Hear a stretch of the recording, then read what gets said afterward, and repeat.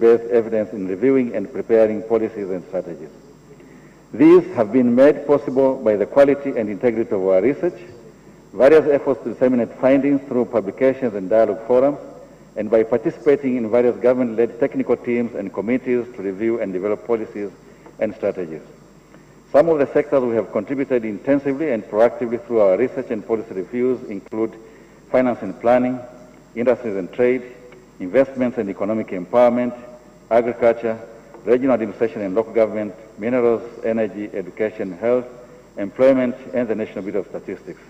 In Zanzibar, we have worked very closely with the Office of the Second Vice President, Minister of Trade and Industrial Development, and the Office of the Chief Government Statistician. May I take this opportunity to thank the management and staff from these sectors for their continued support and cooperation. May I also accord my special appreciation to the Ministers for Industry and Trade, Permanent Secretary and his team, which has given us very strong support in organizing this workshop and other ongoing programs related to the sector. Over the past 25 years, REPOA's capacity building initiatives have benefited over 3,000 Tanzanian researchers and analysts from government, higher learning institutions, civil society organizations, and the media. Our capacity building work has targeted research methodologies, writing skills for policy research, reports and briefs, policy analysis. These trainings are often accompanied by small research grants provided through open competitive system.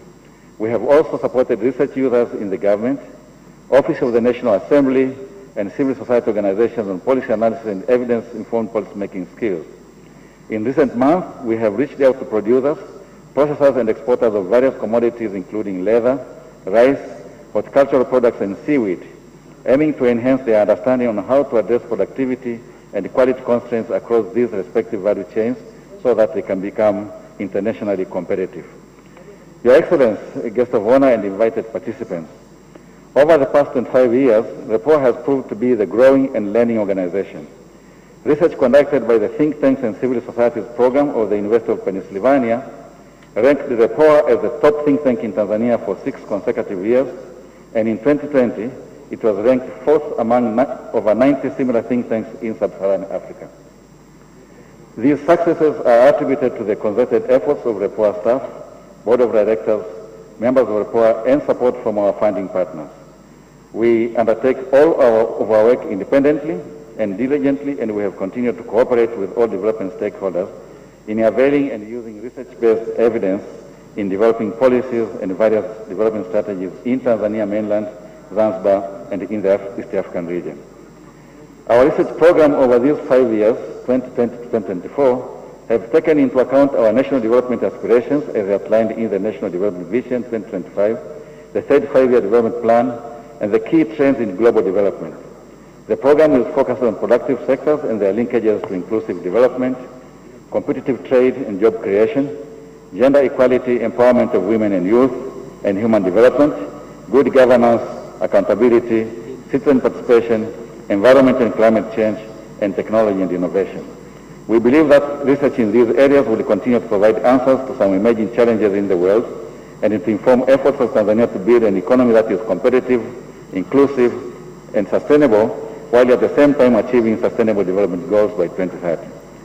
Your Excellency, this workshop is an important forum for exchanging knowledge and will provide space for policymakers to listen and to research findings and experience from other countries, all aiming to inform our plans and policies to accelerate development of our people. Today's dialogue is guided by the theme transforming the Tanzanian economy through competitive manufacturing and trade.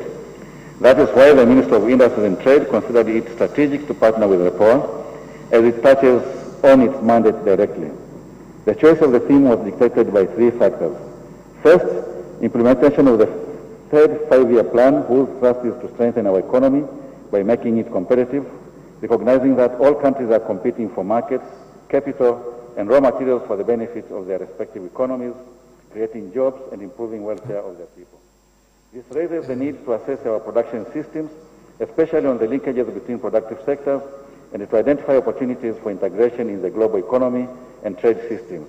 Second, the structure of industrial production and trade in the world have evolved dramatically. Many products are produced and traded through value chains led by multinationals that control key markets. These multinationals have good access to capital have invested in technologies and distribution networks, giving them significant competitive advantages.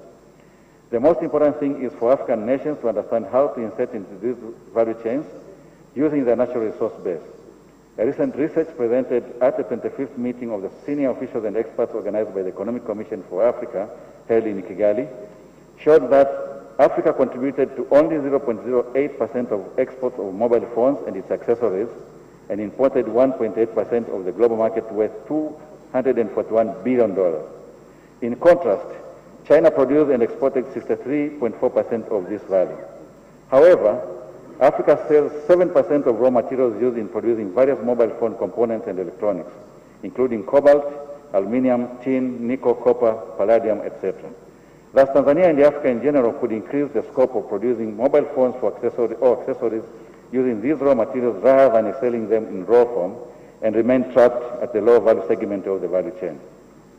Third, industrial technology has changed dramatically under the fourth industrial revolution. Digital technology, robots, and computers have reduced demand for labor in modern factories, and the share of services in the cost of manufactured goods have increased. In their recent book titled Trouble in the Making, The Future of Manufacturing-Led Development, Mary Howard and Gaurav Nagar from the World Bank shows how manufacturing is set up today and its effect and employment in developing countries, and the proposed strategies needed by these countries to raise productivity and creating jobs in sectors and industries that can become competitive in the short period of time. Countries like Tanzania that aspires to transform economy using its natural resource base needs robust strategies to insert in global value chains that can act as a bridge to build technology competence faster, insisting on the 3 C's: competitiveness, capabilities, and connectivity. A similar line of advice is given in the book by our keynote speaker, Professor Justin Lin, and Celestine Mwanga, titled Beating the Odds, Jumpstarting Developing Countries. While sectoral linkages are often focused on agriculture and industry, it is equally important today to strengthen linkages between these productive sectors with services. Research undertaken by Bernard Hockman of European University Institute showed that services have become an important part of manufacturing costs due to technological advancements. Thus, we have to strengthen and increase efficiency in logistics, supply chain management, finance, insurance, markets, and distribution as part of efforts to making industries and trade competitive. Your Excellency, we believe that your opening speech will give us guidance on areas that the government would like to deepen its knowledge and efforts so that participants and researchers can help us to find solutions and recommendations for policies and strategies which we will submit to the government. We are very pleased that Professor Justin Yifu Lin from the University of Peking in China will share his knowledge and experience as a keynote speaker. Professor Lin is a founder of the Institute of New Structural Economics and was previously chief economist at the World Bank. He has done many researches and advised governments on industrial sector development, and has written many books on structural transformation and competitiveness. These attributes are very relevant to this theme. Professor Lin is also a friend of Tanzania, as history shows his readiness to cooperate with Tanzanian policymakers and academicians. After the keynote presentation, there will be our 4 discussants.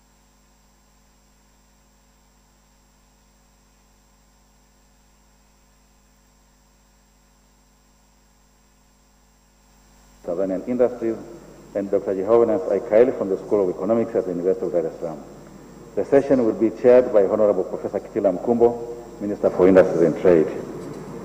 It is our hope, Your Excellency, that after your opening address, your schedule will allow you to listen to the keynote speaker and the discussions of the keynote that follows immediately.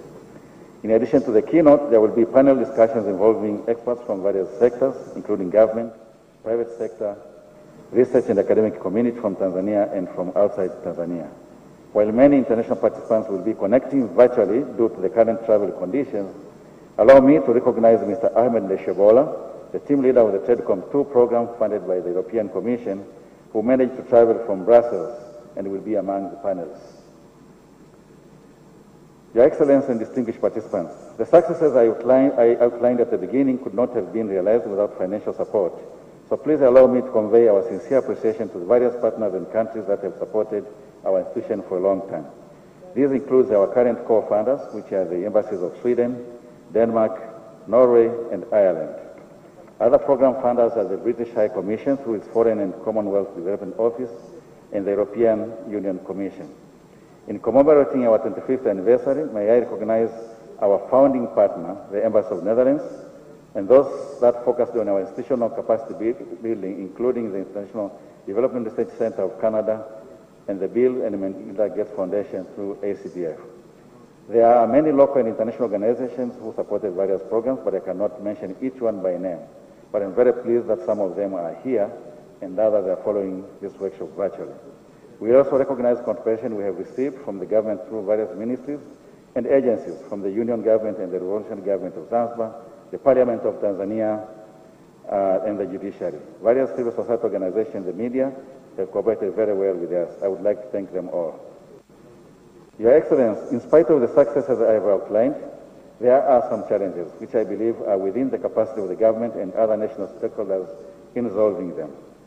The first relates to the sources of funding for research. Out of 7,800 global policy think tanks, the share of Africa is only 7.5%, and yet 30 of these are at the brink of collapse due to lack of funding.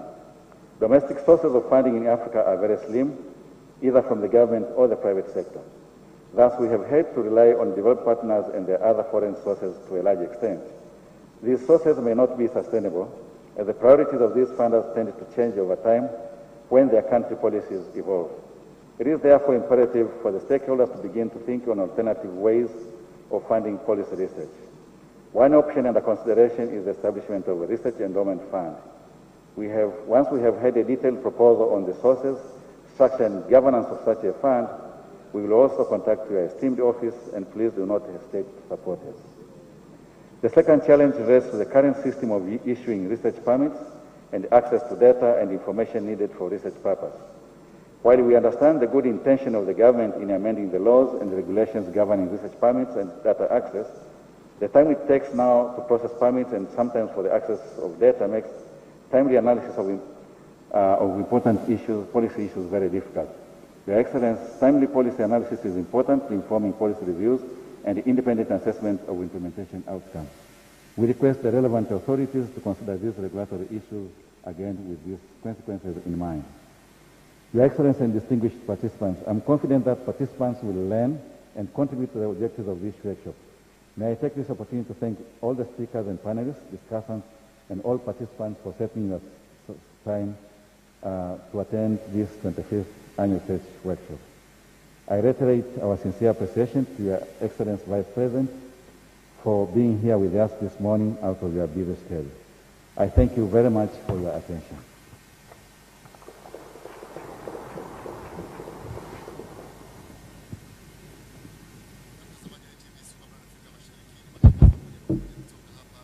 Ukumbi wa Julius Nyerere jijini Dar es Salaam, ambapo taasisi inayojishughulisha na masuala ya kufanya utafiti na uchumi na sera REPOA inafanya mkutano wake wa 25, inafanya kongamano la 25 ambalo linajadili masuala mbalimbali ikiwa ni pamoja na mageuzi ya uchumi wa Tanzania kupitia ushindani katika uzalishaji na biashara. REPOA, ambapo makamu wa rais Dr. Isidori Philip Mpango ndio mgeni rasmi katika kongamano hili ambalo litajadili masuala mbalimbali ya uchumi pamoja na sera. Mtazamaji wa TV, alikuwa ni Dr. Donald Mari akizungumzia kuhusiana na swala zima la REPOA imetoka wapi, ilipo na wapi inaelekea. Alikuwa anatoa utambulisho hapo. Hivi sasa anaingia balozi wa Norway hapa nchini, ambapo naye anapata nafasi ya kuweza kuzungumza. Tumsikilize hotuba yake, ameandaa kitu gani kuhusiana na kongamano hili la 25 ambalo limejumuisha wadau mbalimbali wa masuala ya utafiti, wadau mbalimbali wa masuala ya uchumi, lakini pia vile wananchi mbalimbali katika mikoa mbalimbali ambao wanafanya kazi kwa karibu na REPOA iliyoanzishwa mwaka 1994 na mwaka 95 ikaanza kufanya kazi rasmi.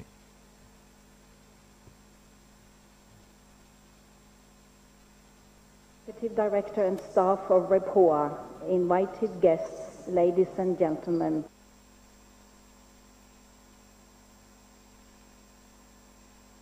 I'm honored to be here today and represent the development partners at this important workshop.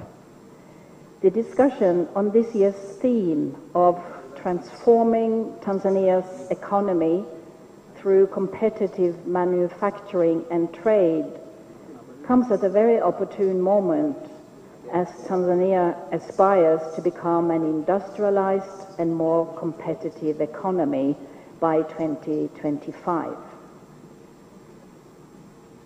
Your Excellency, guest of honor, due to strong economic growth rates, Tanzania passed the threshold and was upgraded from a low-income country to a low-middle-income country by the World Bank last year. However, prosperity has not reached the same growth rate for all Tanzanians. Productivity remains low, while the situation for the private sector has improved somewhat lately. It is still increasing at a rather slow rate. The population of Tanzania is largely composed of youth.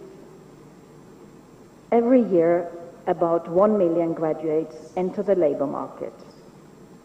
Increased investments in quality education and skills development through vocational training will improve job creation and also contribute to sustaining the achieved lower middle income status. More skilled labor and better qualified professionals, both men and women, are prerequisites for the manufacturing sector to compete and grow. A sustainable and competitive economy needs to be inclusive and make use of the best heads and hands. Your Excellency, guest of honor, Tanzania has a lot of potential for manufacturing and for trade, both in terms of commodities and investment opportunities. This is particularly visible, but not exclusively, in the agricultural sector. The geographical location of Tanzania offers a unique access to both regional and international markets. Predictable and conducive macroeconomic framework is the cornerstone for attracting more business opportunities and more trade. For the private sector to grow, it is important to facilitate a fruitful relationship between the public and the private sector based on mutual trust, transparency and accountability, as well as the rule of law.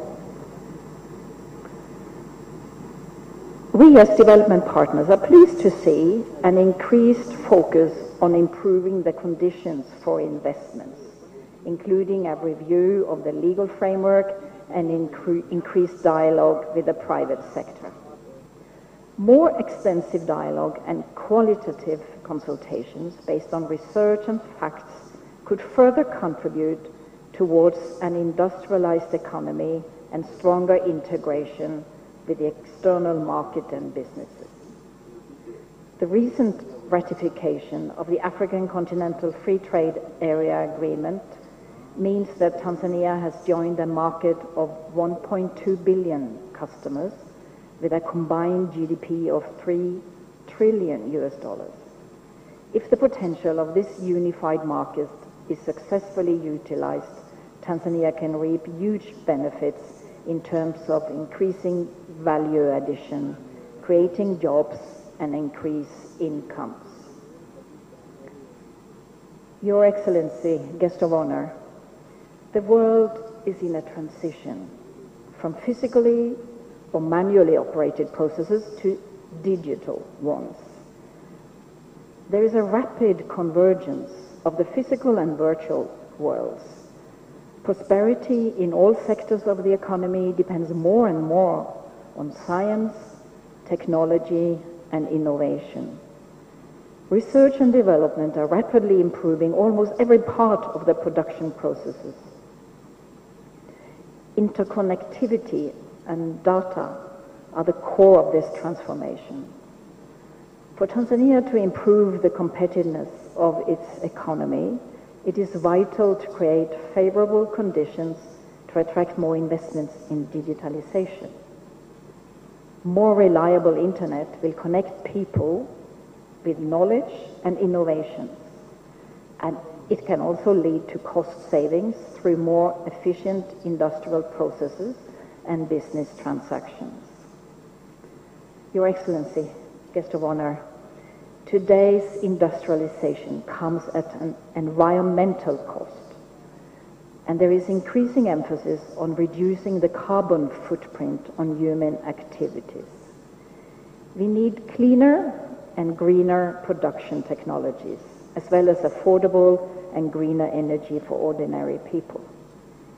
The ongoing UN Climate Change Conference in Glasgow, the COP26, underlines the importance of increasing renewable energy and energy efficiency to achieve climate neutrality by 2050, seizing the opportunity of the current decreasing costs of renewable energy and storage technology. Tanzania has an opportunity to create an enabling environment to ensure the continued investments in renewable energy to facilitate a smooth transition to a greener economy, as well as offering affordable energy to consumers. This can be done through, for instance, encouraging more private-public partnership arrangements.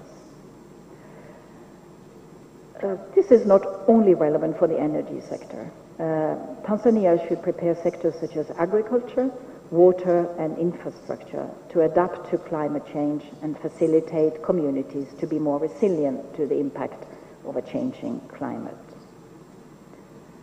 Your Excellency, a Guest of Honor, as I conclude, let me underline the main role of development partners is to enable Tanzania to achieve the 17 Sustainable Development Goals. We provide support through various platforms and engagements. We believe in strong partnerships. We see the need for all stakeholders to work together for Tanzania to succeed. A government that provides the conducive framework, a responsible private sector, and a dynamic civil society. From my own experience in Tanzania, I know that evidence-based research helps in informing decision-making processes. We therefore take this opportunity to congratulate REPOA for their valuable work and efforts toward organizing this important forum to allow us to debate the role of competitive manufacturing and trade in transforming the Tanzania economy. I hope the deliberations today will bring a better understanding and more clarity to the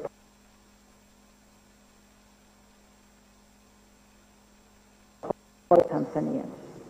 I wish you a fruitful deliberation. Asanteni sana kwa kusikiliza.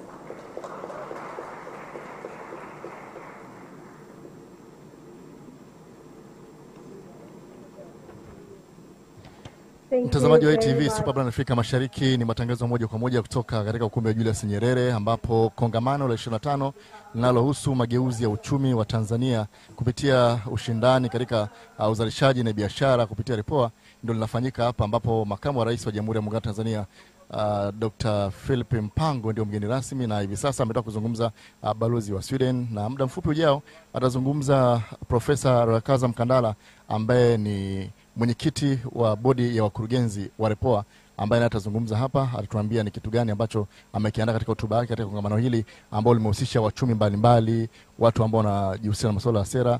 Lakini kabla hajazungumza profesa, kuna balozi anazungumza hapa, alafu Profesa Mkandala atafuata muda mfupi ujao. Tumsikilize kwanza hapa.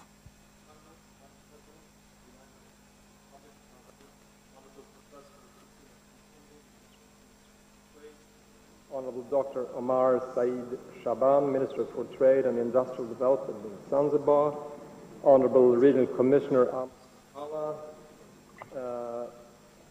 Dr. Donald M. Amari, Executive Director of REPOA, Board and staff members of REPOA, senior government officials, Her Excellency Elizabeth Jacobson, good colleagues, dear colleagues from the diplomatic corps, members of the media, ladies and gentlemen, habari za asubuhi.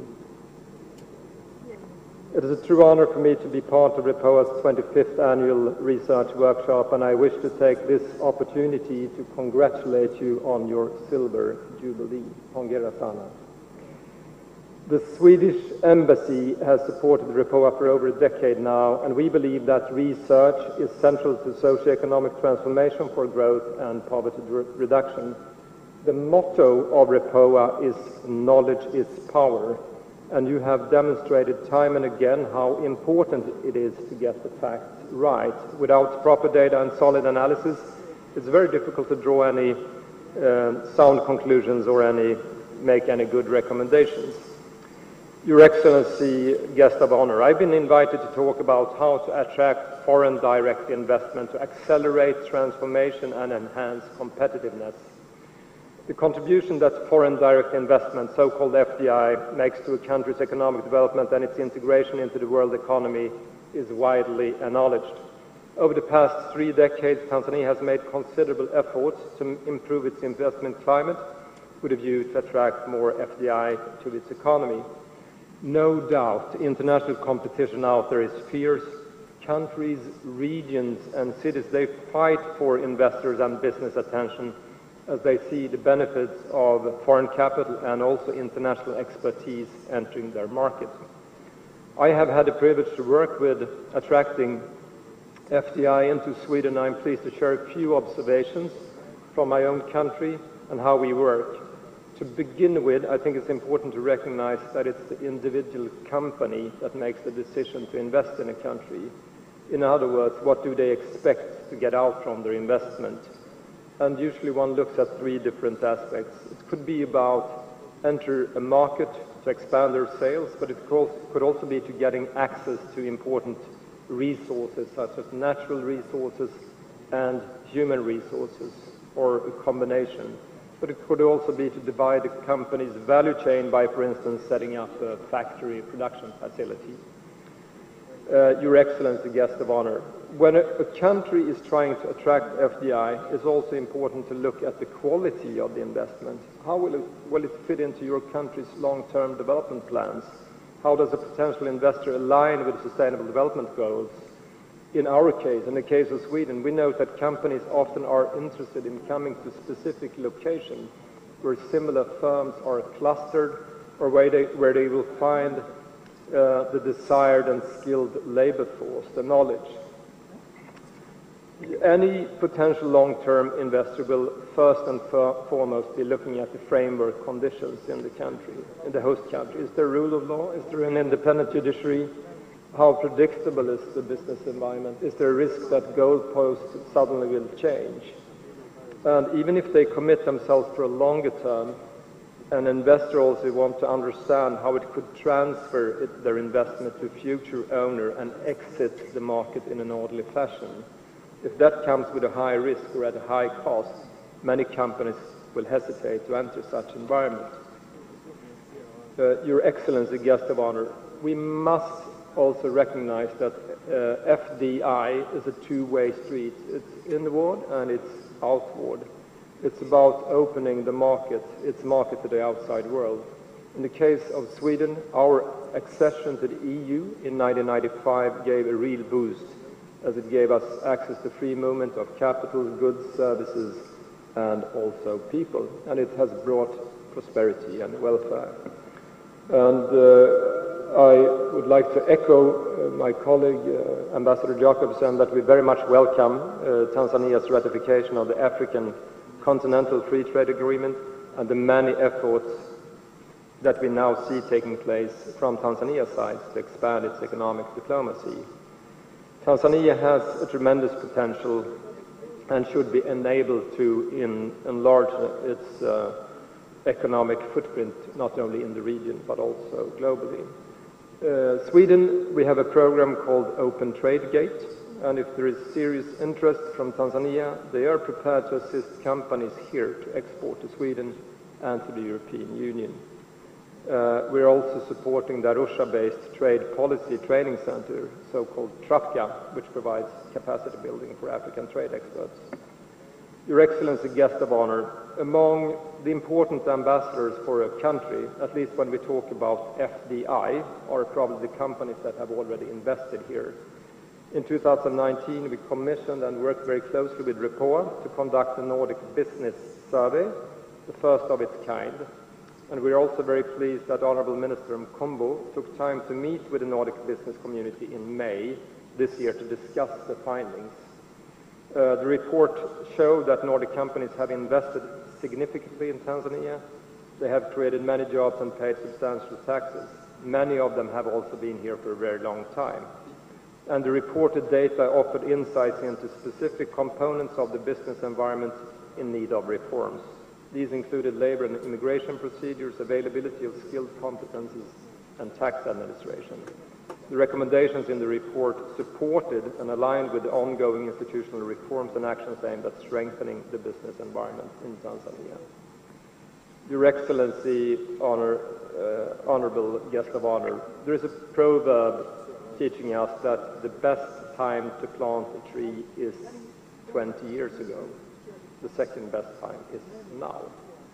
And this metaphor could apply to Tanzania or any country, including my own, that have undertaken economic and political reforms in the past. Today we can reap the benefits and harvest the fruits of the trees we once planted, but adjusting policies is not only about planting new trees, but it's also about watering, nurturing, and pruning the existing ones. So to wind up, REPOA is very much part of this ecosystem, of this process, and it's evident that there is a need to continue supporting think tanks as credible data becomes key resource in leading any transformation. While funding is often a major challenge for many organizations, I want to echo Her Excellency President Samia Suluhu Hassan's speech during the CSO week, saying that initiatives towards developing new opportunities and funding modalities should be strengthened without compromising the CSO's mandate. Let me end by wishing REPOA the best of success in the years to come, and please keep up the excellent work. Thank you very much for listening.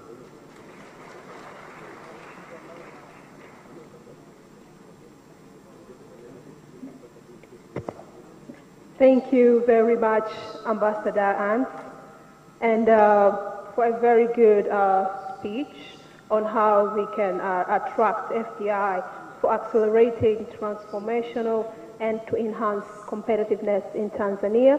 Thank you for sharing a bit of your experience from Sweden. Right now, it's my honor to welcome Ms. Rehema Tukai, the Vice Chairperson of the Board of Directors of REPOA. She will welcome Honorable Professor Kitila Mkumbo, the Minister for Industry and Trade, who will later welcome our guest of honor, His Excellency Dr. Philip Isdori Mpango, the Vice President of the United Republic of Tanzania. Ms. Rehema Tukai, you're warmly welcome. A round of applause as Ms. Tukai is coming to the podium.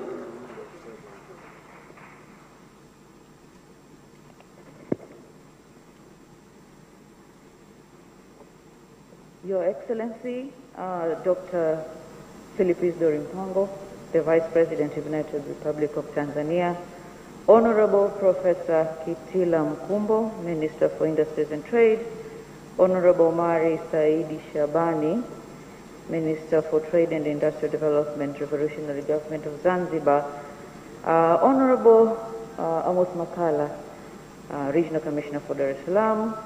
I would like also to acknowledge all government leaders present from the Union Government and Revolutionary Government of Zanzibar, Your Excellency Elizabeth Jacobson, Ambassador of Norway, and Your Excellency Anders Sjöberg, Ambassador of Sweden, heads of mission, heads of institution, ladies and gentlemen, Professor Justin Lin, our keynote speaker this morning.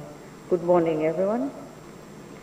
I would like to join others in extending my sincere appreciation, Your Excellency Vice President Dr. Mpango, for being here with us this morning. and to all participants for willingness to share your time and knowledge and experience with us. My assignment is simple, to welcome Professor Kitila Mkumbo to give us brief remarks and to proceed to invite the guest of honor. Honorable Mkumbo, we are deeply encouraged by the commitment of your ministry and the rest of other institutions in your ministry and the rest of government that has accorded REPOA. We are committed to continue to work with government in advancing knowledge generation and application of the knowledge in designing policies and initiatives that we believe will be delivering better growth, more inclusive growth, but most importantly, the kind of growth that would be able to withstand some of the shocks that have become almost symptomatic of our time. Health shocks, security shocks, climate shocks. And we at REPOA, we are committed to sharpen our knowledge to be able to share with government knowledge that will enable to deliver that kind of growth together with the rest of the development community. Karibu sana, Professor Mkumbo.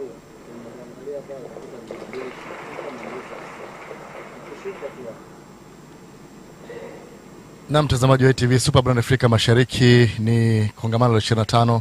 Tunataka kumsikiliza hapo makamu mwenyekiti wa kurugenzi wa REPOA, anaitwa Rehema Tukai, ambapo amepata nafasi ya kuweza kumkaribisha waziri wa viwanda na biashara Profesa Kitila Mkumbo, ambaye hivi sasa anazungumza hapa. Tumsikize Profesa Kitila Mkumbo, waziri mwenye dhamana ya viwanda na biashara hapa nchini Tanzania. Zanzibar, Mr. Amos Makara, Honorable Amos Makara, the Regional Commissioner for Dar es Salaam, Your Excellency Ambassadors, Elizabeth Jackson, Anders Joberg, as well as I recognize the presence of His Excellency Manfred Fanti, the head of the European delegation in Tanzania, Mr. Vice President, please allow me also to recognize the presence of our members of the Parliamentary Standing Committee on Industry, Trade and Environment who have accompanied you in this meeting. Let me introduce them. First of all, we have Honorable David Makiposa Kenzile, who is the chairperson of the Parliamentary Standing Committee. He's accompanied by Honorable Zulufa Omar Himaka. Thank you very much. We also have Honorable Antipas Zeno Mgugusi. We also have Honorable Lucy John Sabu. We also have Shamsa Azizi Mtamba. And we also have Honorable Dr. Alfred James Kimea. Thank you very much for coming and for accompanying the Vice President to this very important occasion.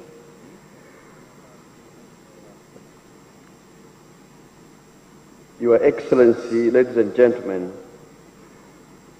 we are also pleased to note that this meeting will be addressed by Professor Justin Lin, who is a renowned economist, very serious academic and intellectual, and we look forward to his presentation.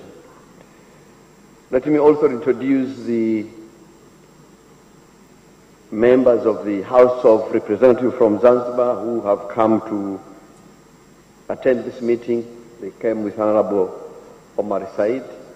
Can I please ask them to stand and just wave their hands to the guest of honor? Wajumbe wa baraza wa Kisha tafadhali, popote mlipo. Asanteni sana, mbarikiwe. Thank you very much.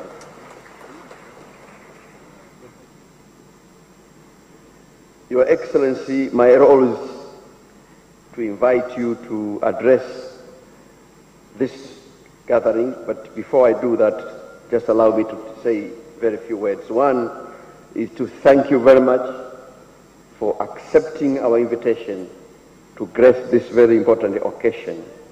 Your presence here signifies the importance of the government of President Samia Suluhu Hassan attaches to the research. But also it signifies the government's commitment to engage with civil society organizations as well as research institutions. As you're aware, REPOA is one of the serious research institutions in Tanzania, which has been in existence for more than a quarter a century, more than 2 decades. And the government has used the REPOA research and researchers in various ways. And we are very pleased as the Minister of Industry and Trade to have partners with them to organize this very important event. And I want to use this opportunity to thank them very much for inviting us to partner with them in organizing this unprecedented event. It is unprecedented because we know governments all over the world, and particularly in Africa, they do not always interact harmoniously with research institutions, especially non-governmental research institutions. And the reason is simple. What comes out of research is not always pleasant in the ears of politicians like us. But our presence here and the presence of His Excellency, the Vice President, signifies the fact that the government of this country is not afraid of hearing even the bitter news that may be coming out from research. We are willing to learn from what researchers are saying and use that one to improve our performance. Secondly, I think later Professor Lin will say, and I've read his paper, one of very clear message from his paper, but also from his writings, is that the 21st century is characterized by huge disparities in terms of, among other things, economic development, especially among the 4 big continents of Africa, Asia, Europe, and Americas. The main difference, and he argues very well there, is that if you go back to 18th century and even 19th century, poverty was prevalent almost on equal terms across the globe. What has made a difference now is the fact that Europe, Asia, and Americas embraced industrialization, while Africa has continued to rely on agriculture and natural resources. And we always pride ourselves of having abundance of natural resources in the continent.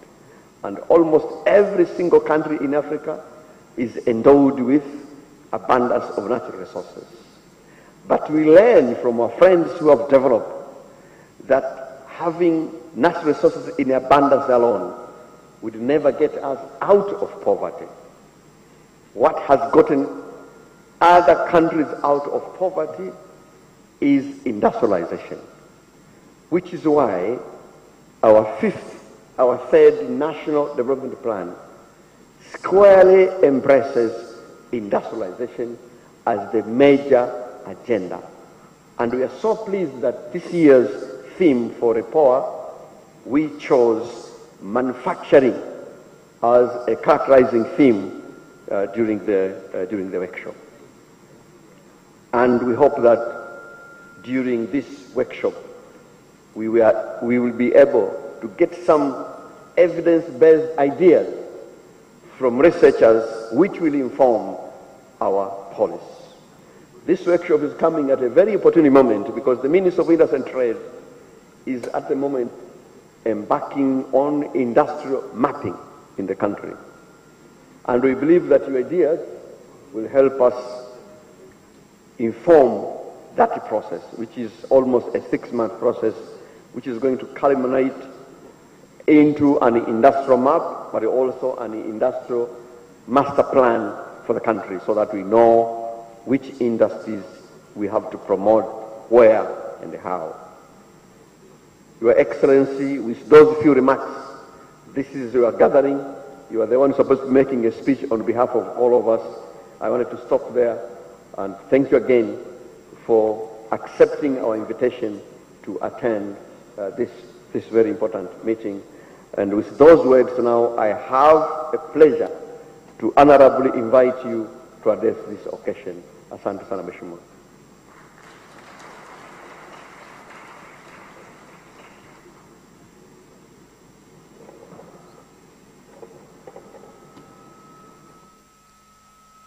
Na mtazamaji wa TV Super Brand Afrika Mashariki, ni kongamano la 25 la REPOA ambapo makamu wa rais sasa anazungumza. Dr. Philip Isidori Mpango anatoa hotuba yake mara baada ya kukaribishwa na waziri wa viwanda na biashara Profesa Kitila Mkumbo. Tumsikize makamu wa rais wa Jamhuri ya Muungano wa Tanzania anazungumza nini kuhusiana na kongamano hili ambalo limejumuisha wadau mbalimbali wa masuala ya uchumi, wadau mbalimbali wa sera, lakini wadau wakubwa wa masuala ya takwimu hapa nchini Tanzania. Dr. Philip Mpango anazungumza. Kitila Mkumbo, Member of Parliament, also serving as Minister of Industries and Trade.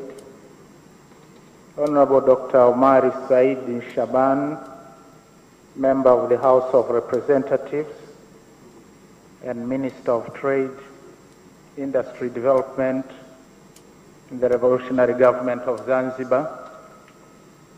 Honorable Ministers present, Honorable Amos Makala, the Regional Commissioner for Dar es Salaam,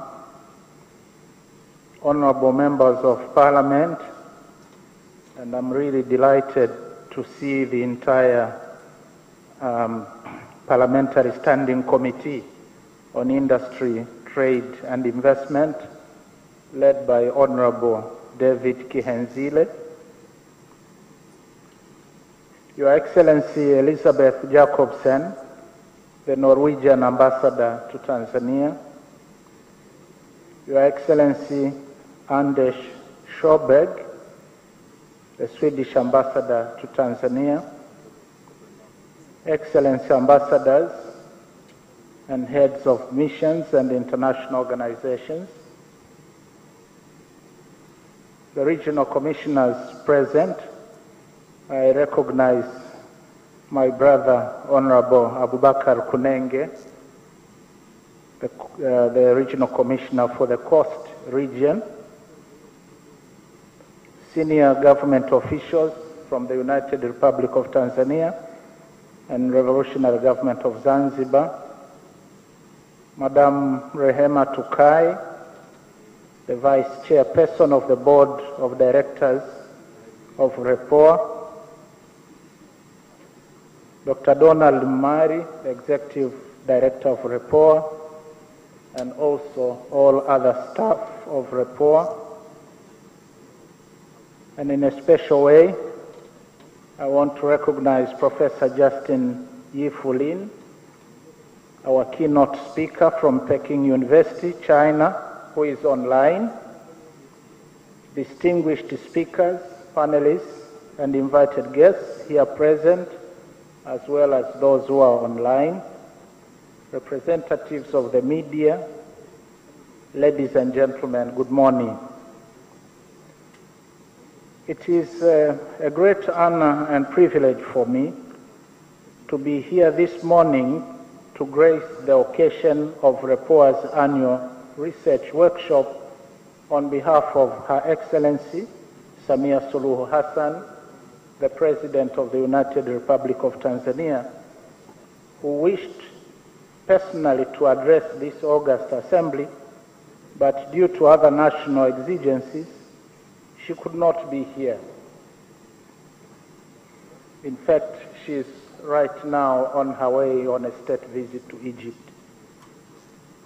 Considering the importance of this conference, she asked me to stand in for her to make opening remarks and wish you a very successful workshop. Excellencies, distinguished guests, ladies and gentlemen, allow me to welcome you all to this unique conference and extend a proudly Tanzanian karibu to all delegates and participants to Tanzania, the cradle of mankind. But personally, I'm really delighted for this opportunity to touch base with my old friends and colleagues. Excellencies, distinguished guests, ladies and gentlemen, I have been informed that this workshop was to be held last year when REPOA would have celebrated its silver jubilee, but due to the COVID-19 pandemic, it was not possible. I wish to congratulate the REPOA family for its many achievements during the 25 years of its existence, including the notable contributions to policy research, analysis, and advice to the government, which enabled our country to join the rank of low middle income countries in 2020.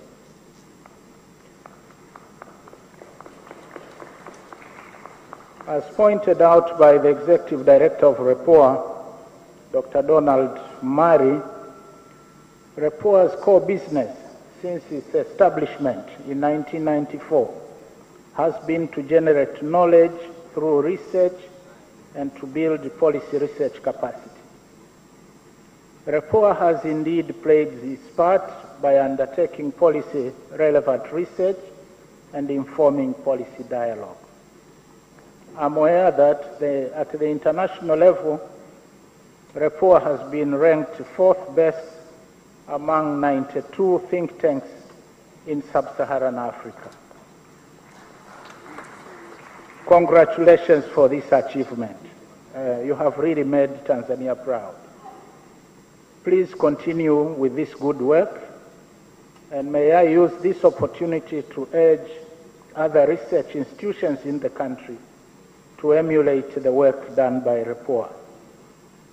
Let me also assure you that the 6-phase government will continue to put in place an enabling environment for local think tanks to pursue their mission to produce high-quality policy research, capacity building, and engagement in national policy dialogue.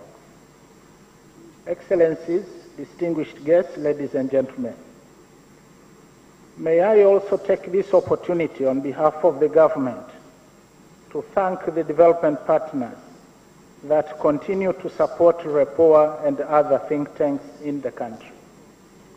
We appreciate their contribution to enhancing policy research capacity and dialogue.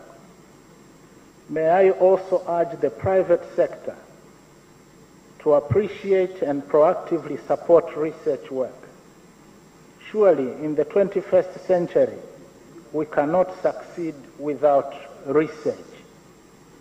Technology is changing rapidly, global competition is intensifying, and every country struggles to overtake the other. Under such circumstances, I think it is productive to invest in supporting our local think tanks so that they can continue to inform decision making. It is in this context that I really commend and further encourage the apparent collaboration between REPOA and the Ministry of Industry and Trade, including the co-organization of this workshop. But please make sure that this partnership lasts. Excellencies, distinguished guests, ladies and gentlemen, the theme of this year's workshop is transforming the Tanzanian economy through competitive manufacturing and trade, which dovetails very well with that of the third National 5-Year Development Plan, which will run from 2021-22 to 2025-26, namely realizing competitiveness and industrialization for human development. And the major priority areas of this plan include accelerating competitive and inclusive growth, enhancing the capacity of domestic manufacturers and service delivery, promoting investment and trade, accelerating human development, and uplifting skills.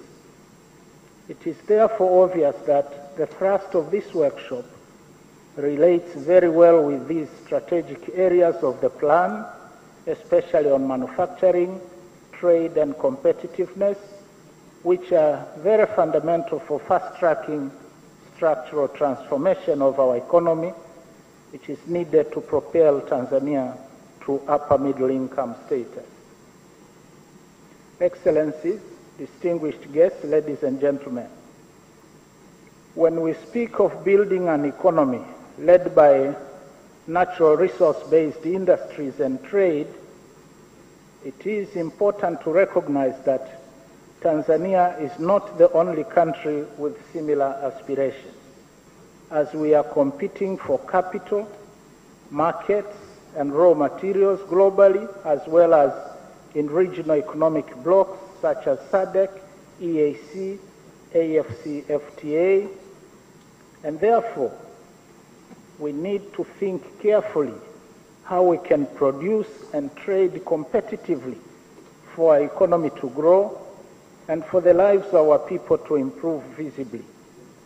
I believe Professor Justin Lin, our keynote speaker, who has done outstanding research in many countries and has advised his country, China, and many others, will be providing us with the experiences and advice that we can tap into, mindful of our country's specific circumstances to achieve our development aspirations. Excellencies, distinguished guests, ladies and gentlemen, I would like to reiterate that the government of Tanzania has a very strong desire to transform the economy so that we can accelerate the speed towards attaining a higher income status through industrial development, promoting value chains in agriculture, livestock, mining, and forestry sectors. We are continuing to invest in infrastructure, skills development, and vocational training as dictated by current competitive environment and rapidly evolving technology. It is my expectation that the private sector will continue to be an engine of growth and a key pillar in building a competitive economy, employing our youth, and investing in their skills base so that they become more productive. It is also my expectation that development partners will continue to support us in line with our national priorities and to promote prudent international trade practices. I also urge all Tanzanians to be part of these efforts by being patriotic, working hard and diligently, and by embracing the culture of discipline and accountability. Before I conclude my remarks, let me suggest 5 areas that this workshop may wish to consider and shed some light on. The first, despite significant progress made in our manufacturing sector in recent years, out of the 8,477 industrial establishments, 92% are small or very small. 5.4% are medium, and only 2% are large industries. The question is, what is it that needs to be done to transform small industries into medium and large, and to attract larger industries into Tanzania? Second,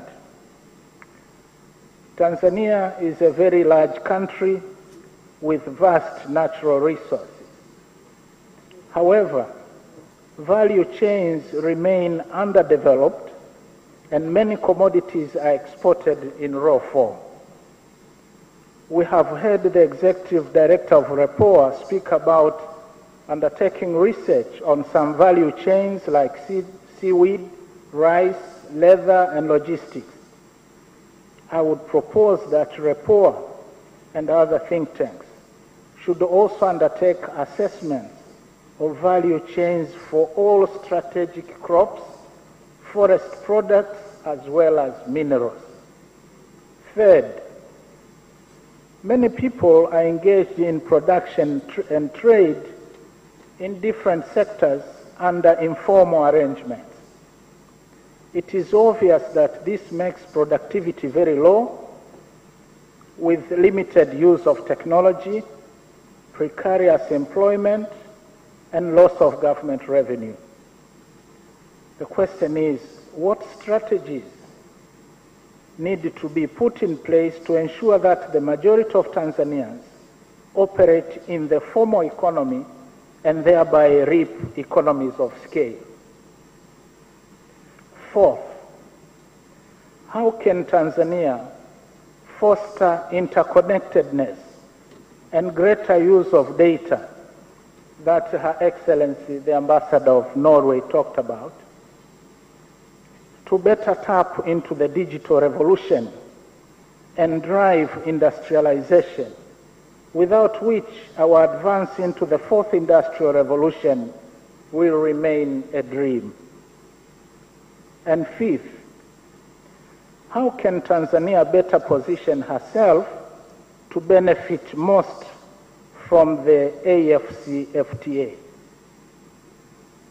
The government will really appreciate getting research-based insights into these issues.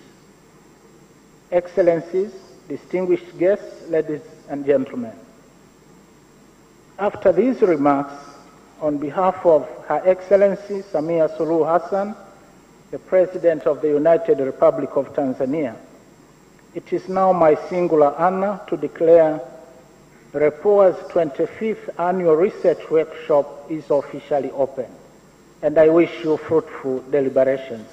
Thank you all. Asanteni sana.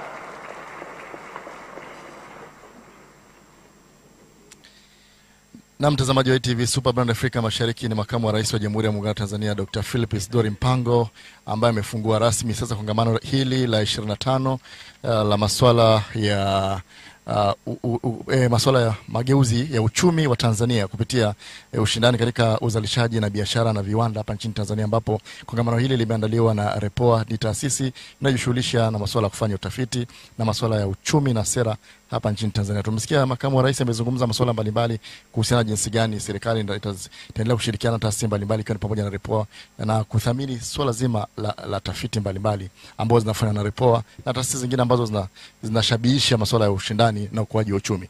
Niko na Dr. Lucas Katera, huyu kutoka REPOA, ni mkurugenzi wa masuala ya elimu pamoja na mipango.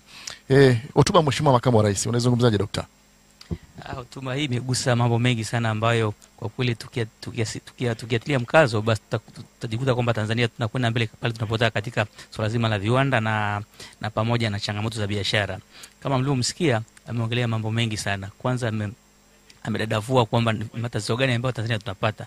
Ameonyesha kwa kiwango kikubwa kwamba kuna maendeleo ambayo yamefikika katika kuendeleza Tanzania kama kuelekea viwanda, lakini ameonyesha kwamba kuna changamoto nyingi. Kwanza amesema Tanzania sio kisiwa, iko katika jumuiya mbalimbali, na kutokana na hizo na kuwepo katika hizo jumuiya, basi inapaswa ijue kwamba inashindana na inapaswa izalishe kwa tija ili uzalishaji wake uweze kushindana na wenzake.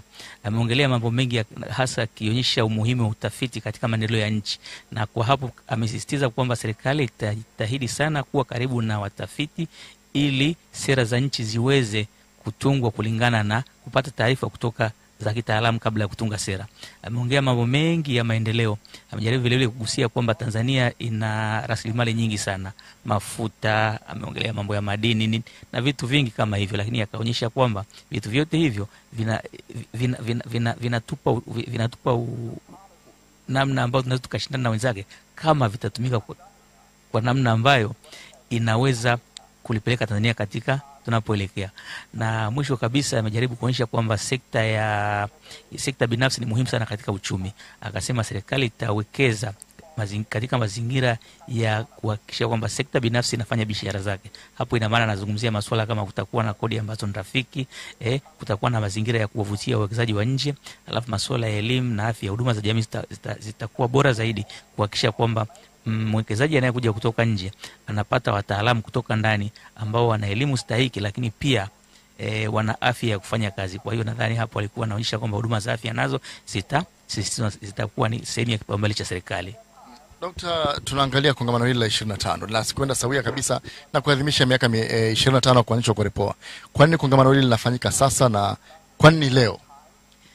Labda nirudi nyuma kidogo kwamba tulikuwa tufanye miaka 25 mwaka uliopita, lakini kipindi ambacho huwa tunafanya haya makongamano ikakutana na kipindi ambacho dunia ilikuwa inapambana na tatizo la uviko.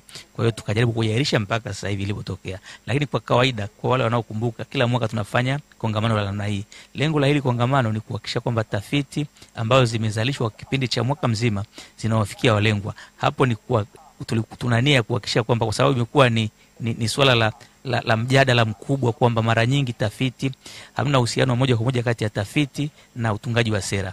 Watafiti wanafanya tafiti zao wanaziweka kwenye makabrasha na kwenye makabati. Watunga sera wanatunga sera kulingana na uzoefu wao bila kufuata utaalamu. Kongamano hili letu linajaribu kuondoa hilo kuondoa hiyo gap kati ya utafiti na sera, kuhakikisha kwamba inakutanisha watafiti na watunga sera, kwamba watunga sera wajifunze kutoka kwa watafiti kwamba namna gani wanaweza kuboresha sera zao kiutaalamu, na watafiti nao waweze kuwa karibu na watunga sera ili kujua kwamba ni changamoto gani ambazo watunga sera wanazipata wanapokuwa wanatunga sera za nchi. Tunazungumzia masuala ya mageuzi ya uchumi wa Tanzania kupitia ushindani katika uzalishaji na biashara. Kwani tunaangalia mageuzi ya kiuchumi kwa sasa na sio kitu kingine tofauti katika kongamano hili? Tunaangalia mageuzi ya uchumi kwa sababu lazima kujua kwamba sasa hivi dunia inakimbia kwa spidi kubwa sana. Kuna maendeleo ya viwanda ambayo yanafanyika leo ni tofauti na yale ambayo yalifanyika miaka ya 70.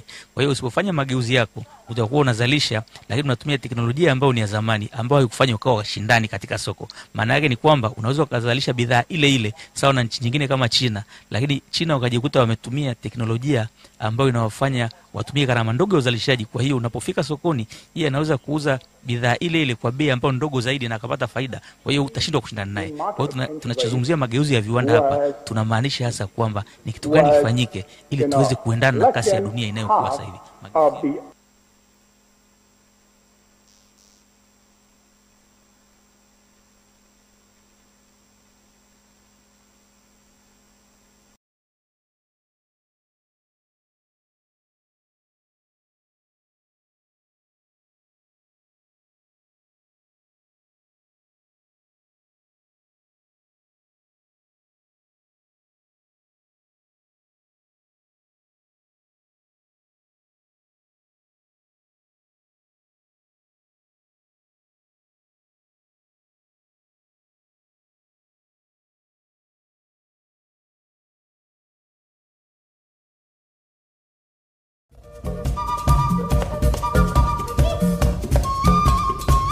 Nukuu ya Rais Mheshimiwa Samia Suluhu Hassan.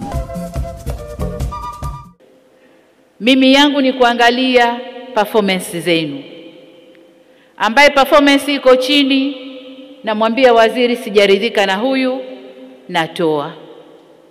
Watu ni wengi mno wanasubiri hizo nafasi. Natoa, naweka wengine ambao watakwenda kujituma na kutumikia wananchi. Msitegemee nitakutani fulani na fulani njoni, kwa nini hivi na hivi na hivi na hivi na hivi? Wote watu wazima, mnayajua mazuri, mnayajua mabaya. Mkifanya mnafanya makusudi. Nitaongea kwa kalamu, narudia tena.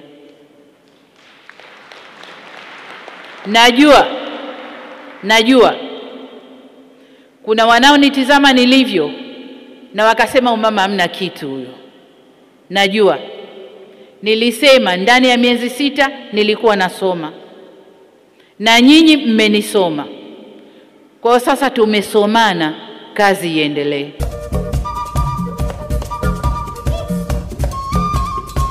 Nukuu ya Rais Mheshimiwa Samia Suluhu Hassan.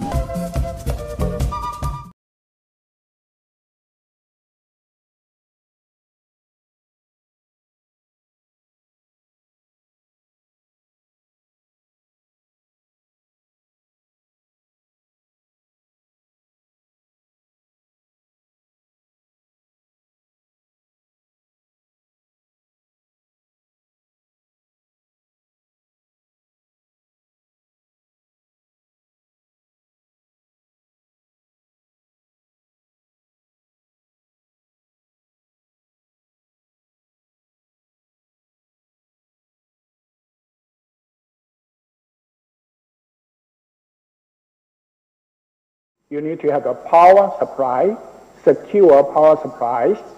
And we also know in the manufacturing, the economy of scales, and if the firm want to develop, to utilize the economy scale to be competitive, then they will have to enter into large domestic market as well as international markets.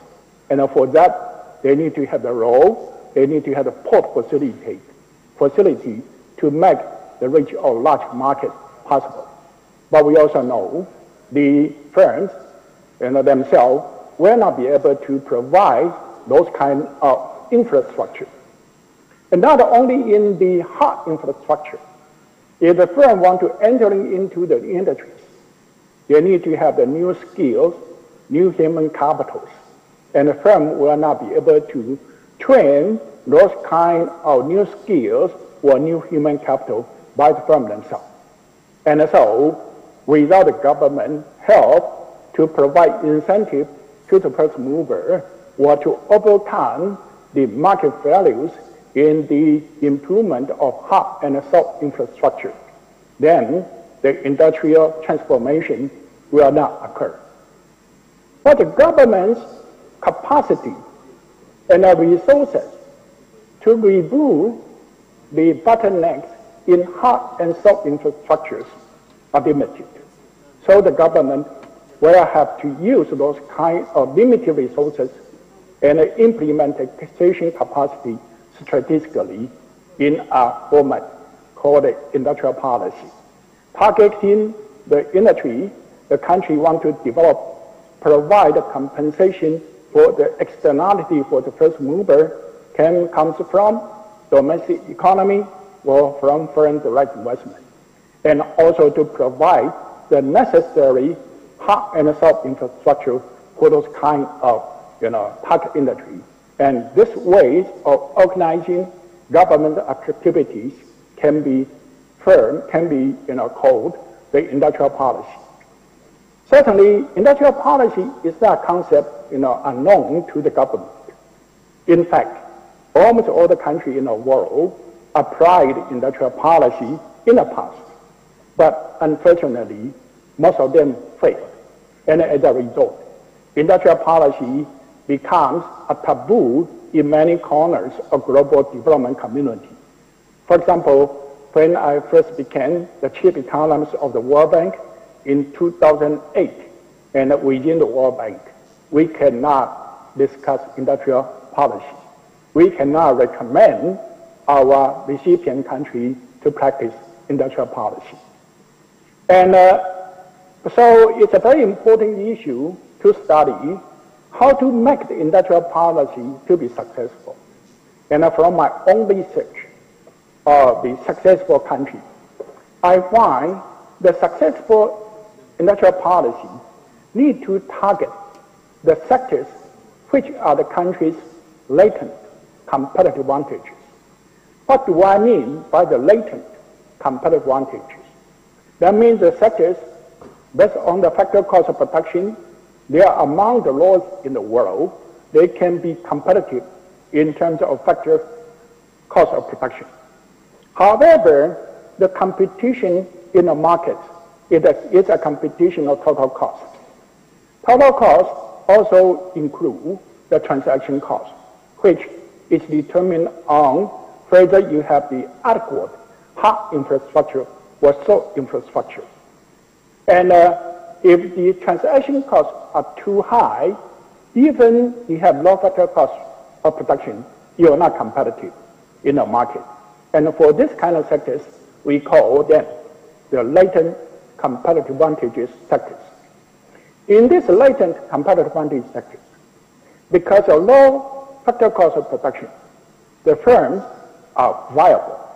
And if the government can help them to reduce the transaction cost, and they will turn into be competitive in not only domestic market, they can also be competitive in the international market, and they can export their products. If industrial policy targeting this kind of sectors, the industrial policy will be very effective to jumpstart the country's industrialization. And in the past, most industrial policies are too ambitious. They are targeting industry which they did not have competitive advantages. And as a result, the factor cost of protection will be too high compared to other countries with competitive advantages in those kind of sectors. And under this kind of situation, firms were not viable. They needed to have the government protection and subsidies to make the investment and to continue to operate.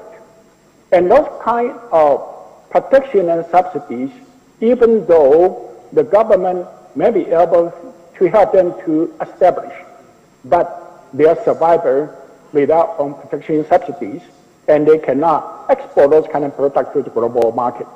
The economy turn into inward looking.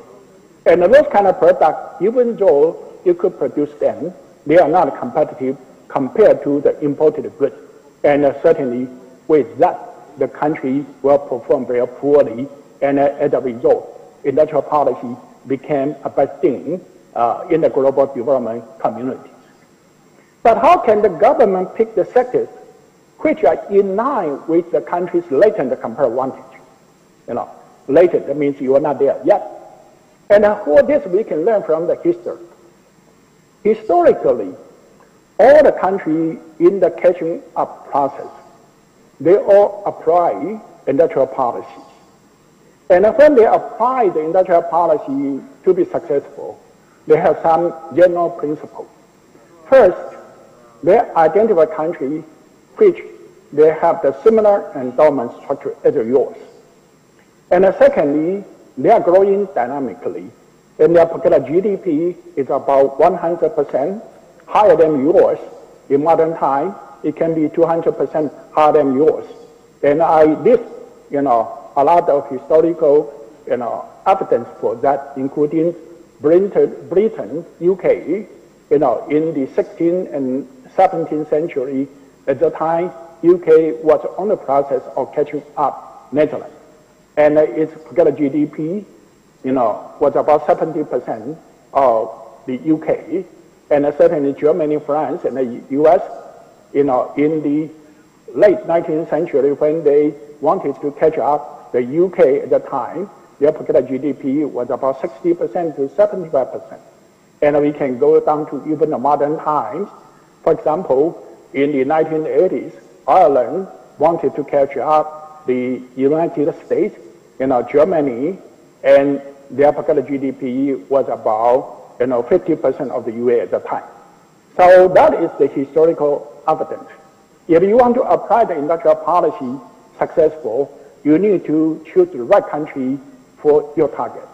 But unfortunately, after the Second World War, most countries, when they apply the industrial policy to facilitate their development of manufacturing, they choose the wrong target. In general, they are targeting countries, their per capita GDP was 5 times or even 10 times of your country. And this why those kind of attempts will fail.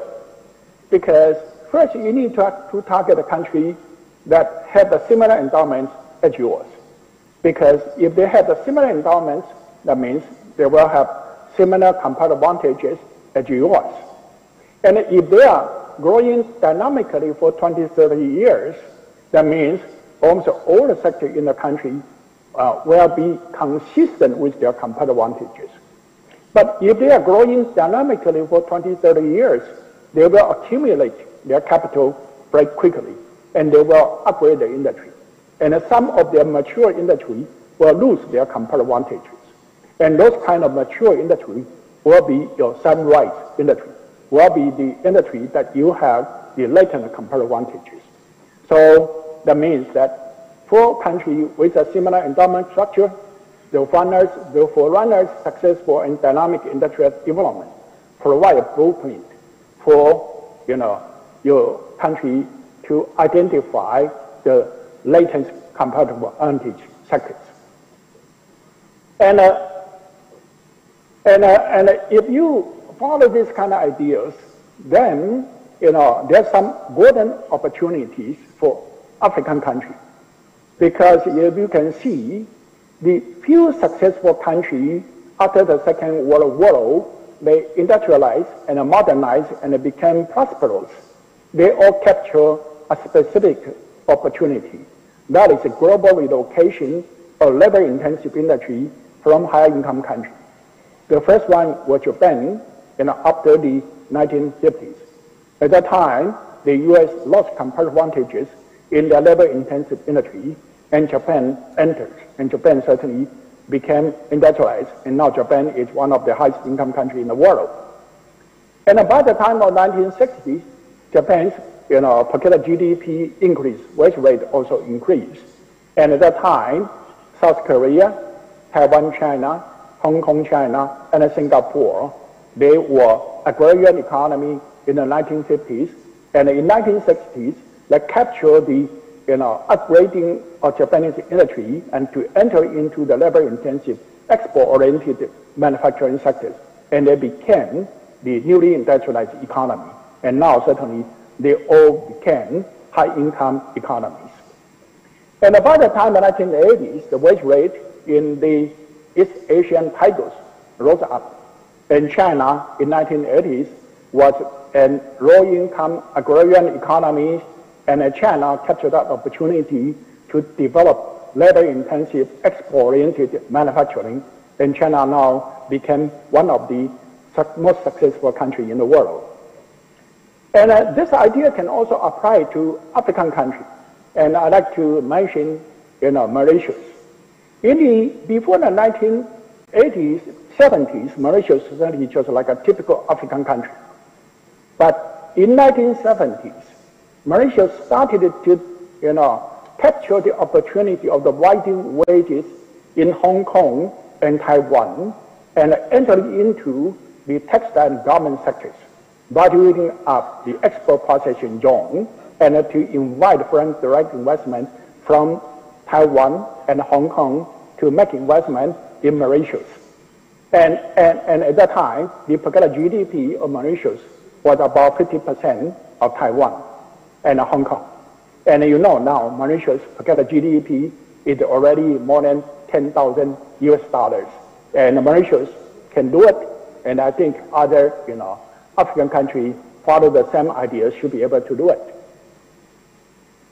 And if you follow these ideas, there's a golden opportunity for African countries.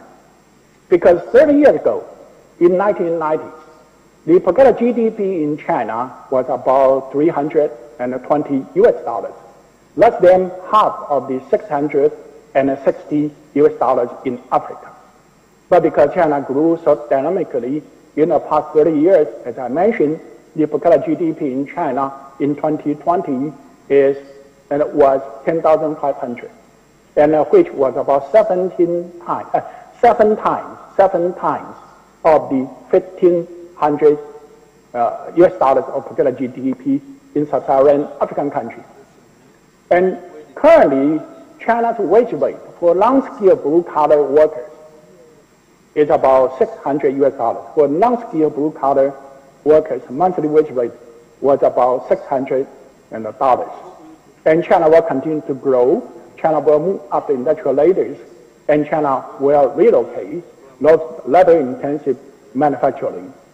And currently, China employs 120 million workers in manufacturing sectors. And among them, 85 million are in the labor-intensive sectors. And so China will leave a huge space for other developing countries to jumpstart their export-oriented manufacturing, by capture this window opportunities. And certainly, this is an opportunity for Africa. It's also an opportunity for other developing countries. So Africa will have to compete with other developing countries.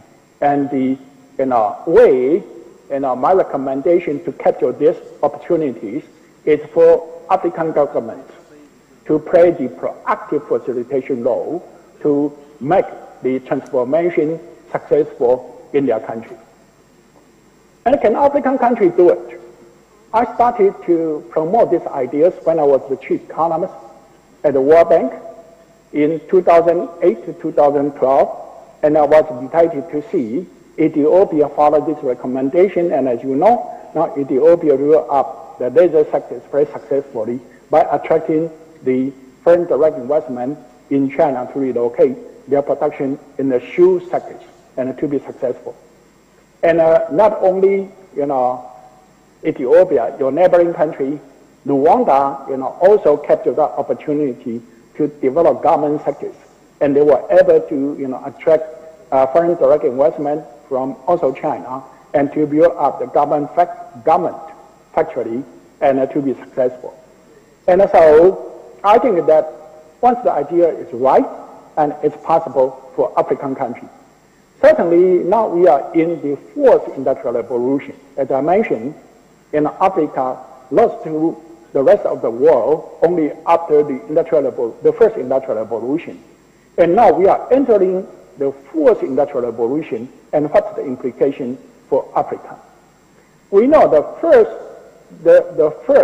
industrial revolution, featuring artificial intelligence, robotization, and that means, those kind of robots are going to replace workers.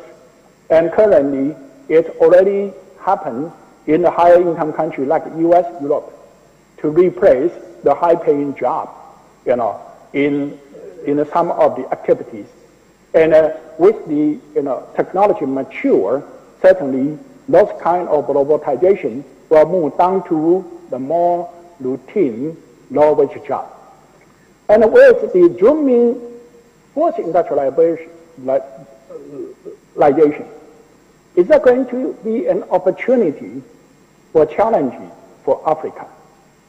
I think the answer depends on whether African countries can accumulate sufficient capital to employ robots before the use of robots becomes economical for the labor-intensive industry, which are Africans' comparative advantage. Because comparative advantage in Africa today is large among young labor force, and they need to have jobs. Currently, they are competitive because the wage rate in African countries are attractive. And when the robots become available, and the prices of robots will be reduced.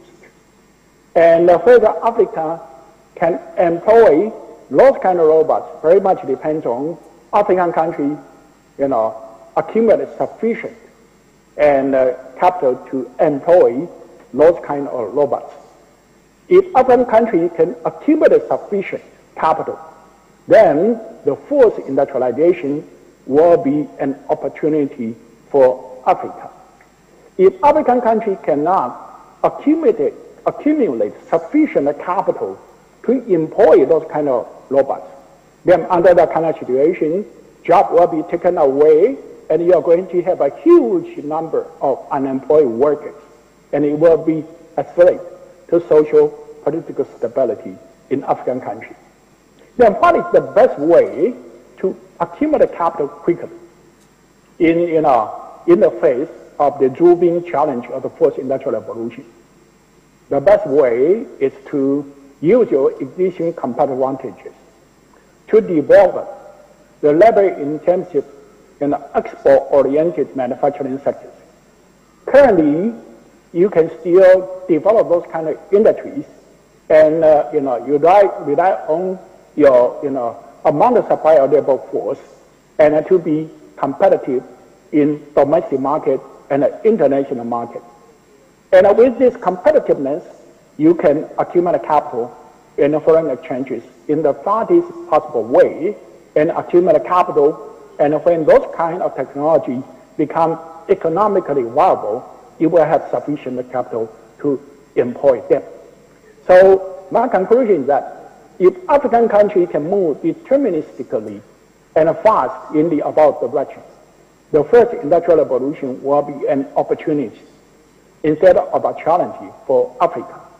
Like the previous industrial revolution, because African countries were not ready to employ the technology in those kind of industrial revolution, in African countries become left behind.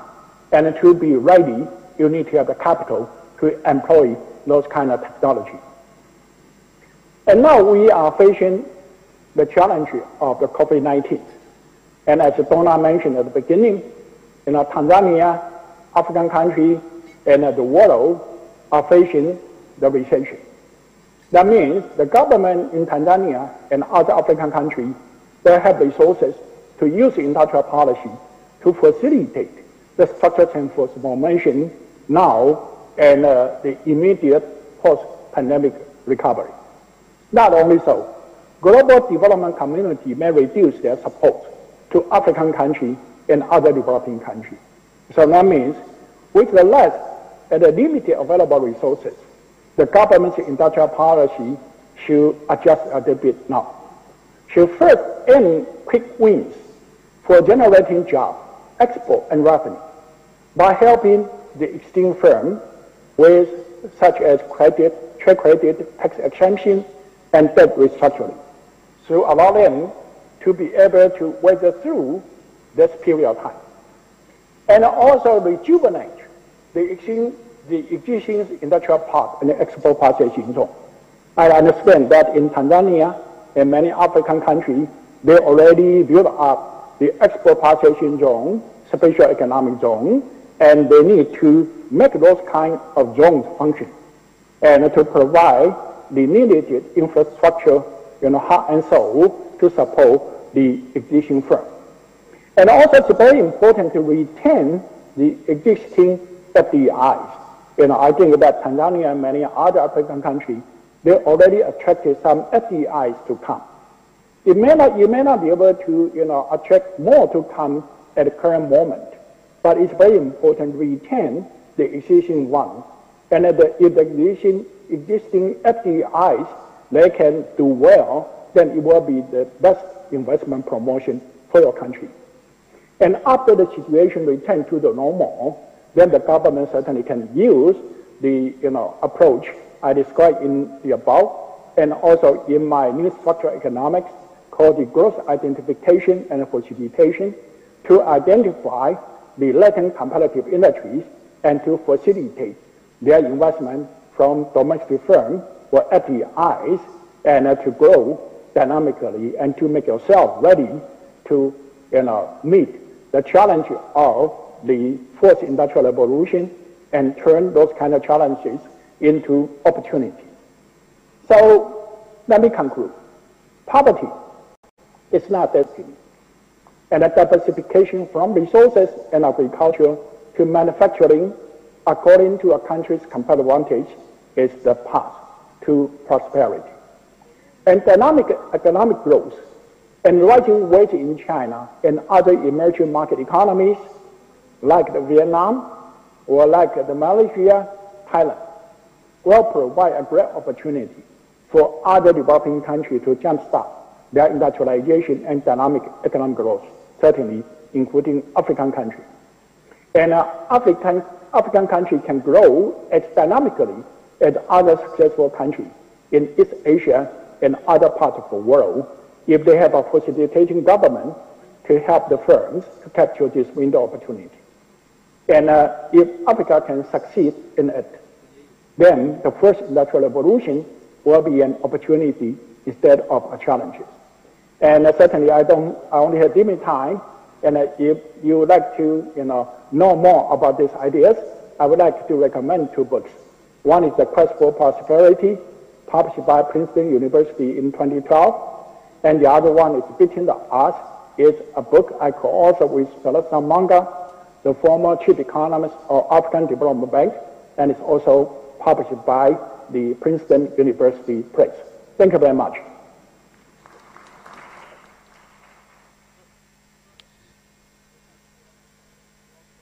Mtazamaji wa ITV Super Brown Afrika Mashariki, ni kongamano hili la 25 ambalo limeandaliwa na REPOA. Tumetoka kumsikiliza Profesa Justin Ling kutoka kule nchini China, ambapo walikuwa wanazungumza na sisi moja kwa moja kwa njia ya video, ambapo walikuwa wanazungumzia masuala mbalimbali ikiwa ni pamoja na mapinduzi mapya, jinsi gani bara la Afrika linaweza likafanya mapinduzi hayo kwa kupitia teknolojia za kisasa ambazo zinatumika huko duniani katika maendeleo ya viwanda, lakini pia vile vile ni sera gani za nchi ambazo zinaweza zikabadilishwa zikawa rafiki katika mazingira ya leo ambayo yanaunga mkono moja kwa moja mapinduzi haya ya viwanda kupitia sera.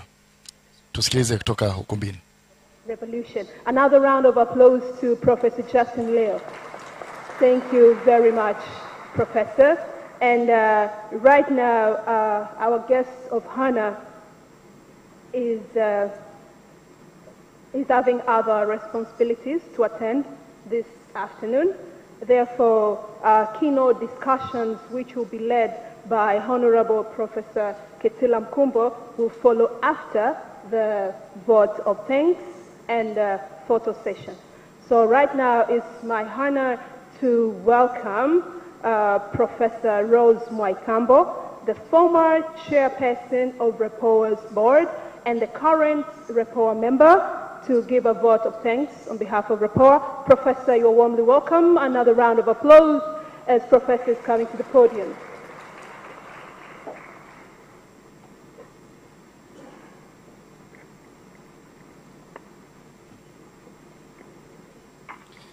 Mtazamaji wa TV Super na Afrika Mashariki, ni matangazo moja kwa moja kutoka hapa katika ukumbi wa Mwalimu Julius Nyerere, ambapo hivi sasa tunaenda kusikiliza neno la shukrani kutoka kwa mmoja kati ya watu walioteuliwa hapa kuweza kutoa neno hilo mbele ya makamu wa rais wa Jamhuri ya Muungano wa Tanzania, Dr. Philipis Dori Mpango, ambaye ndo mgeni rasmi katika kongamano hili la 25 ambalo linahusisha masuala mbalimbali ya utafiti pamoja na masuala ya mageuzi ya uchumi katika nchi mbalimbali barani Afrika ikiwemo Tanzania. Ninaye dokta hapa wakati tunasubiria hiyo neno la shukrani kutolewa hapa. Dokta, tutaka kusikiza kule profesa kutoka kule nchini China, Profesa Justin Ling. Kwa muhtasari sana, unazungumziaje kuhusiana na mapinduzi ya viwanda leo zungumzia katika swala zima la kuendeleza sera ya viwanda hapa Tanzania? Professor Justin Lee ameongelea mambo mengi sana. Kwa kifupi sana ameonyesha kwamba ni vizuri kubadili faida kulingana na nchi nyingine. Kuna kitu kinaitwa comparative advantage, kwamba kwa mfano Tanzania hapa tuna. Tusikize kwanza neno la shukrani alafu tutarudi daktari kuweza kuzungumzia kidogo kuhusiana na mapinduzi haya ya viwanda. Our distinguished guests, invited participants, ladies and gentlemen, all protocols observed. On behalf of REPOA and on my own behalf, I would like to thank the guest of honor for creating time from his busy schedule to be here to grace and officiate our 25th annual research workshop in collaboration with the Ministry of Trade and Industry. The theme of our conference is transforming Tanzania's economy through competitive manufacturing and trade. You have been here today, Honorable Vice President, is a testimony of your love and commitment to promotion of research in Tanzania for evidence-based decisions. Thank you very much for your time. I would like to thank all our distinguished guests for being here today for this workshop and also to celebrate with REPOA our 25 years of birth. Your presence here this morning is very encouraging for REPOA and for all other researchers, all research and development institutions, universities, and so on, to keep searching for better growth, for faster and better growth and development of Tanzania. Thank you all very much for your presence. May I also thank Professor Justin for his guest speech, which was very enlightening and guiding for the future of transforming Tanzania's economy. Once again, I would like to thank you very much, everybody, for your presence here this morning, and I wish you a very happy day. Thank you very much.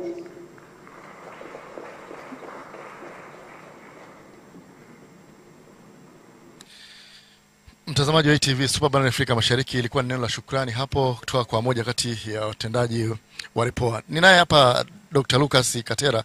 Tutazungumza kwa kifupi sana kuhusiana na swala zima la hotuba aliyotoa Profesa Justin Lin kutoka kule nchini China kuhusiana na mapinduzi mapya ya viwanda na biashara katika mageuzi ya utafiti na sera za nchi mbalimbali. Katika yote uliyosikia Dr. unasemaje? Dr. Professor, kuna msema chochote, kuna jambo analizungumza hapa kidogo alafu ni swala zima la picha za pamoja zikimhusisha moja kwa moja mgeni rasmi wa tukio hili, makamu wa rais wa Jamhuri ya Muungano wa Tanzania Dr. Philip Isdori Mpango. Tunazungumza, ngoja tusikize kidogo hapa na anatoa utaratibu gani. And district commissioners and district executive directors, you're warmly welcome to the stage. Na ilikuwa ni maelekezo ya swala zima la picha za pamoja na kupiga na mgeni rasmi wa kongamano hili ambao ni makamu wa rais wa Jamhuri ya Muungano wa Tanzania Dr. Philip Isdori Mpango akimwakilisha rais wa Jamhuri ya Muungano wa Tanzania Samia Suluhu Hassan ambaye alipaswa kuwa mgeni rasmi katika kongamano hili. Niko na Dr. Lucas Katera. Dr. unasemaje kuhusiana na hotuba ya profesa kule kutoka nchini China? Ile hotuba imetoa mambo mengi sana ambayo tunapaswa kuyaangalia sisi kama nchi.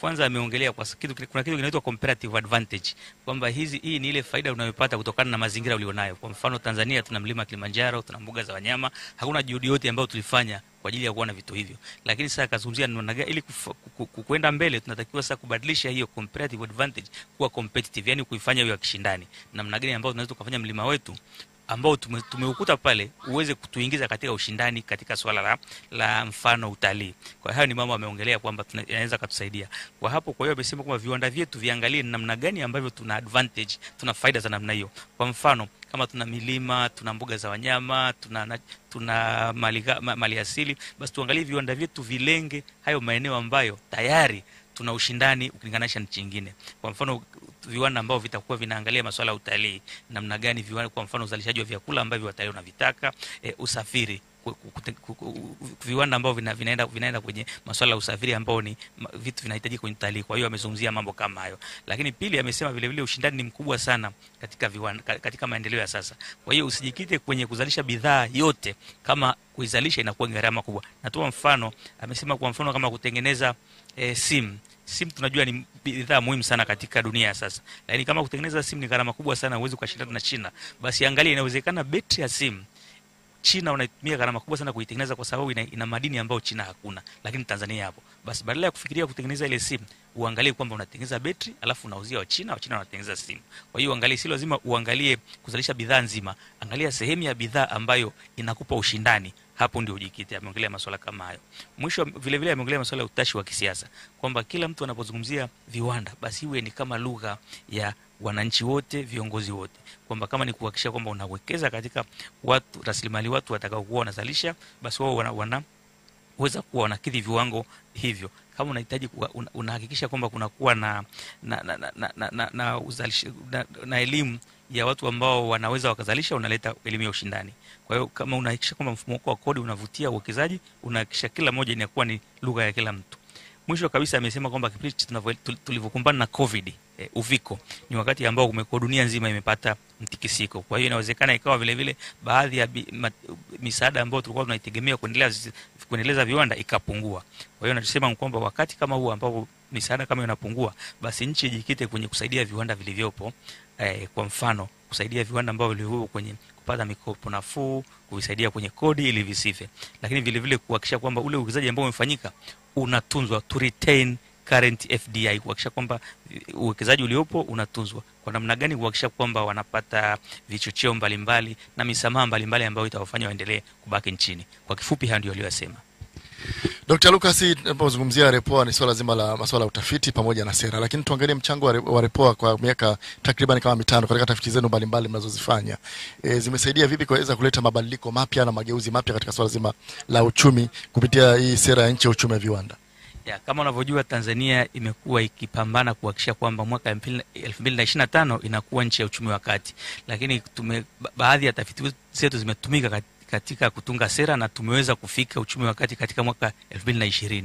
Bado kuna changamoto ambazo zipo, ambazo zinaibuliwa katika tafiti kama hizi. Kwa hiyo REPOA imekuwa ikitoa michango kulingana na mazingira ili kuhakikisha kwamba tunaenda na wakati. Ni Dr. Lucas Katera, huyu ni mkurugenzi wa masuala zima ya utafiti pamoja na mafunzo kutoka REPOA. Lakini Dr. pia tulikuwa tunazungumzia pale mwanzoni swala zima la utafiti. Utafiti nyingi kama ulivyozungumza pale mwanzoni zinafanyika, lakini wakati mwingine zinaonekana hazina tija au msaada moja kwa moja kwa mwananchi wa kawaida.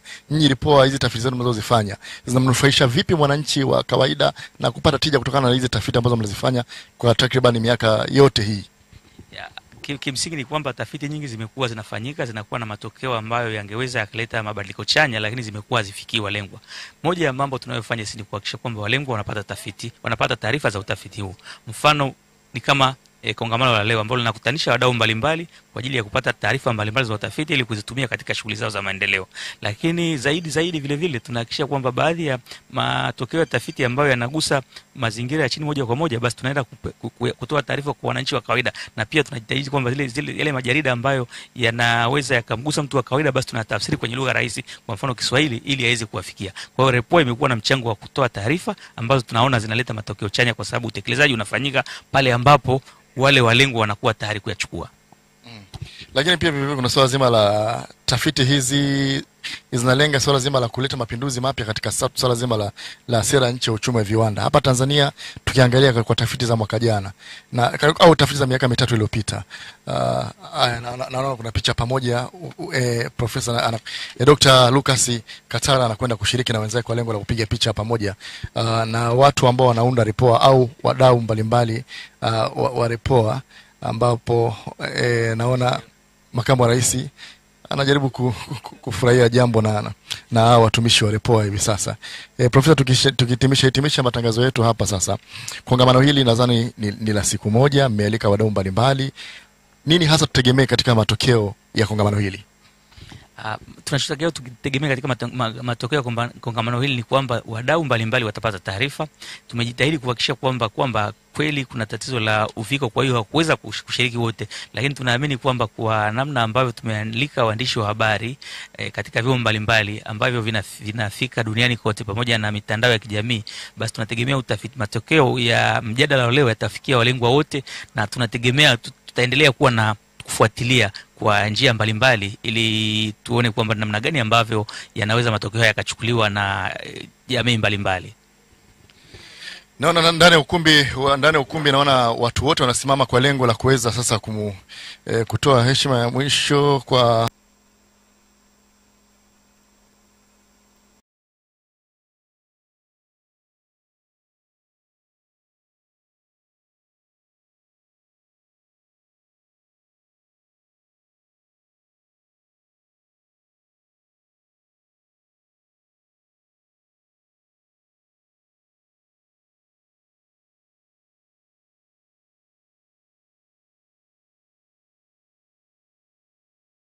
Kuwa wa kwanza kupata habari za kila aina kupitia chaneli yetu ya YouTube ITV Tanzania.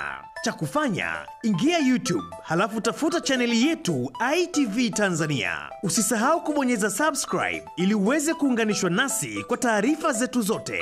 Kumbuka pia kuruhusu notification ili ujulishwe kila wakati tunapoweka taarifa mpya. ITV Tanzania, njia pekee ya kuhakikisha hupitwi na habari yoyote. ITV daima, super brand Afrika Mashariki.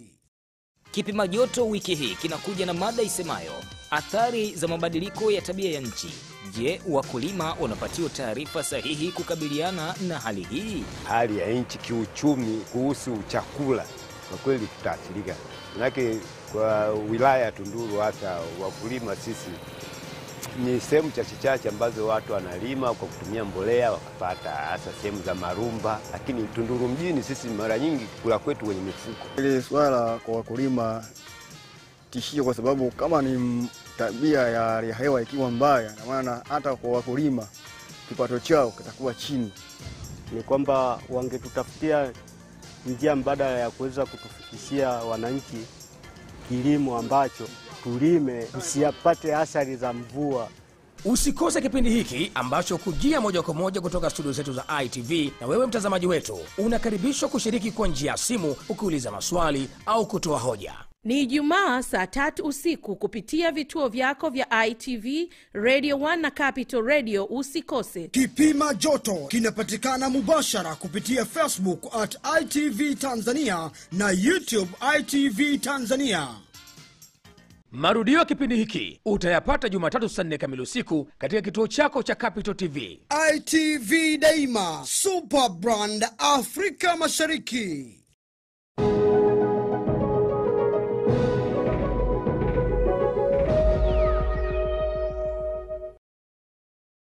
Maji vijijini kwa ajili wataalamu wanaohusika na uendeshaji wa huduma za maji, ikiwa ni pamoja na kufanya matengenezo madogo madogo